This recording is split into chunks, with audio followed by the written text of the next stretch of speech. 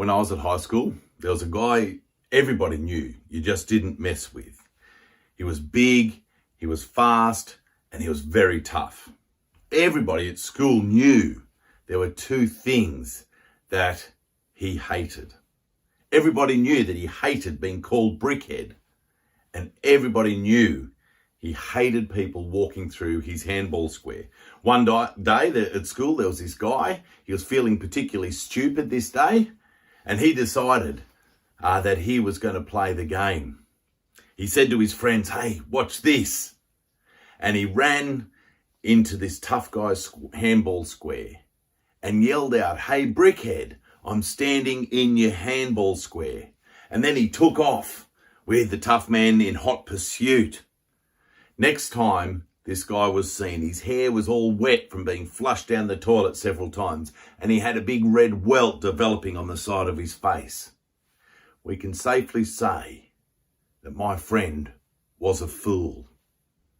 Well, in today's passage, we see that Jesus tells us a story about a fool as well. The fool Jesus is talking about comes in the form of a farmer, and he's a man we can all relate to. Jesus explains early in the parable that foolishness is seen in greed, in placing a higher value on things of this world than we ought to. Jesus had two blokes come to him wanting him to decide who should get the inheritance from their father's will. And as we're used to from Jesus, he sees an opportunity to take this time to teach. And his teaching is straightforward.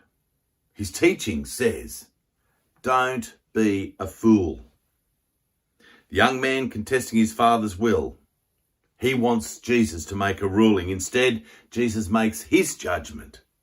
And his judgment is, the man is being a fool. And Jesus addresses it in the parable that we had read. And he told them this parable: the ground of a certain rich man produced a crop. And he thought to himself, what shall I do? I have no place to store my crops. Then he said, this is what I'll do. I'll tear down my barns and I'll build bigger ones. And there I will store my grain and all my goods. And I'll say to myself, you have plenty of good things laid up for many years. Take life easy. Eat, drink, be merry. But God said to him, you fool, this very night your life will be demanded from you. Then who will get what you have prepared for yourself? This is how it will be with anyone who stores up things for himself, but is not rich toward God. The farmer, he's a fool. He's a fool not because he's rich, not because he wants to enjoy life. The rich farmer is a fool because he takes no account of God into his life, into his planning, into his future. All he cares about is his own well-being. All he cares about is his comfort, his enjoyment. He's a fool because he's storing up treasures here on earth. And we see this living in people living around us every day. People living the way they want to live, doing what makes them happy, having little or no regard for anything or anyone else. And it's a very good summary of man's wisdom. Our wisdom says, do what you want. But it's not true wisdom, because it only leads to death. Verse 20 in our passage, God said to him, you fool, this very night your life will be demanded from you. Then who will get all you have prepared for yourself? This is how it will be with anyone who stores up things for himself, but is not rich toward God. You see, this is where he got it wrong. He's looking for wisdom. He's looking for comfort. He's looking for security. All in the wrong place. The wrong wisdom will lead you to death.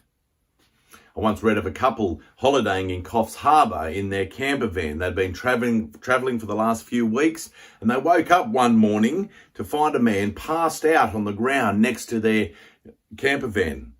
The man looked very sick, and so they called the ambulance and they called the police to help them sort out the situation. Well, it turns out the guy had been trying to steal their fuel, And as he attempted to siphon the petrol out of the tank, he's put the pipe in the wrong tank. Instead of putting it in the fuel tank, he put the pipe in the sewerage waste tank. This guy tapped into the wrong source, and he didn't get what he wanted, needless to say. And this is the same with wisdom. If you are tapped into the wrong source, you will not be able to experience true wisdom. Sure, this life might turn out okay. You may look like you have everything under control, just like the guy in our passage. You may have the lifestyle you want. You might be comfortable. You might think that you have it all made. But just like the passage warns us, this is not true wisdom. Verse 18. Then he said, this is what I'll do. I'll tear down my barns and build bigger ones, and there I will store all my grain and my goods. And I'll say to myself, you have plenty of good things laid up for many years. Take life easy, eat, drink, and be merry. But God said to him, you fool, this very night your life will be demanded from you. He decided that he had set himself up. Rely on what he has for contentment, for happiness, for security. And all he got was death. So, where can we possibly find this true wisdom? Where can we find the wisdom of contentment, security, happiness? Well, verse 31 tells us, but seek his kingdom, and these things will be given to you as well. This is what true wisdom is all about. Seeking God's kingdom, living God's way, not ours. This is God's wisdom. God's wisdom is having him as ruler of your life. God's wisdom is looking to him rather than yourself for your security and your contentment. God's wisdom is being rich toward him, not with your possessions. You see, the guy in the passage, he was rich toward himself. He was rich in what he owned in this world. But he wasn't rich in relationship with God. In fact, he couldn't care less about God. He was too worried about himself, setting himself up, making sure he was happy, making sure he was content. He lived his way. He pushed God out of the picture and placed himself on the throne in God's place. And the Bible tells us that every single one of us has done this. We've all ignored God. We've all pushed him out of the picture. And the punishment for this is separation. True wisdom isn't getting the best HSC mark. True wisdom isn't getting the highest paid job. True wisdom isn't having the most comfortable lifestyle. True wisdom isn't sitting back and relaxing in retirement. It isn't being the fittest or the strongest or the best looking. Verse 31. But seek his kingdom, and these things will be given to you as well. Do not be afraid, little flock, for your Father has been pleased to give you the kingdom. Sell your possessions and give to the poor. Provide purses for yourselves that will not wear out, a treasure in heaven that will not be exhausted, where no thief comes near and no moth destroys. For where your treasure is, there your heart will be also.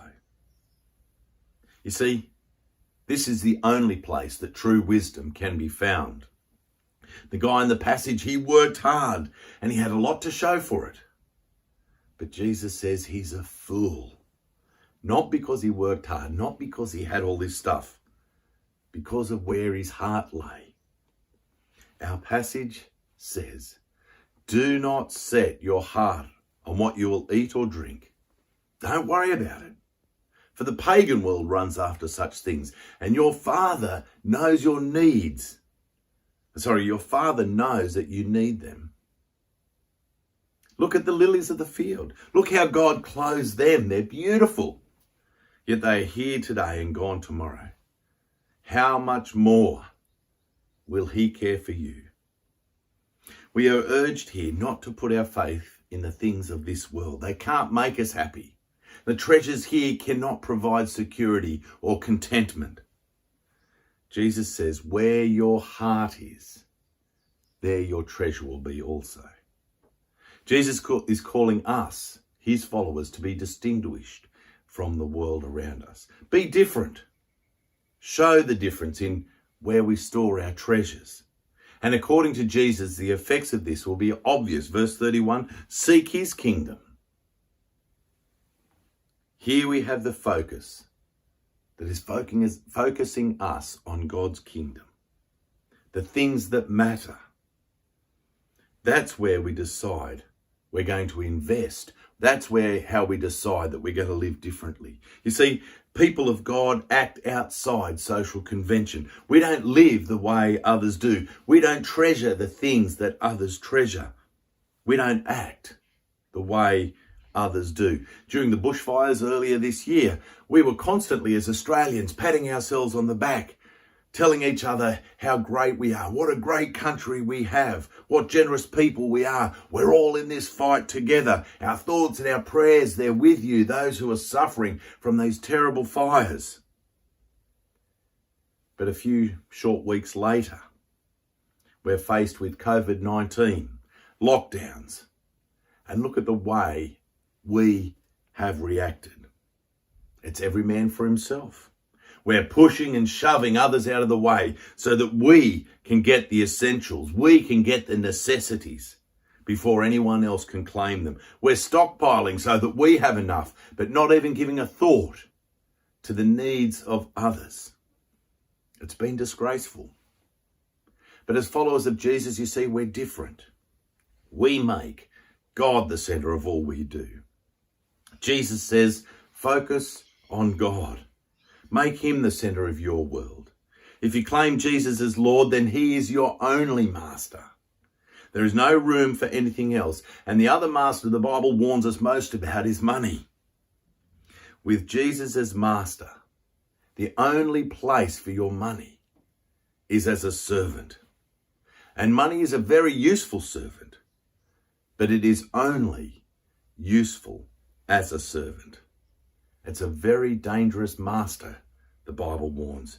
And the Bible says there's a huge difference between using your money and serving your money. It's a trap all of us can fall into, and it's a deadly trap because we so often see it happening in other people, so blinded by stuff, they lose the plot. All they can think about is the next scheme to make a buck. Oh, we've got to pay off the house, the car, the boat, the holiday unit. Oh, we've got to buy that. Oh, we've got to invest here. We want to retire comfortably. We want to live happily. And when push comes to shove, just like the rich fool, they are ruled by their riches. But the thing is, it isn't so easy to see in our lives, in our own lives. If you want to know where your treasure is, ask yourself, what is it that rules the decisions that you make? What is it? Is it what is best for you and your family, or what is best for God's kingdom? What rules the priorities that you set around your spending? What rules your time? What sort of things rule where you're going to expend your energy? What rules your money? The needs of the kingdom or your own selfish needs? You see, your answers to these questions will tell you where your heart is. And where your heart is, there your treasure is also. Are you seeking reward here and now? As we know, our world is full of traps. And here in our passage this morning, we've been warned of one of the most dangerous traps of all. The trap of storing treasure here on earth and ignoring God as a result. The challenge to us is to answer honestly. Where does your heart lie? Amen.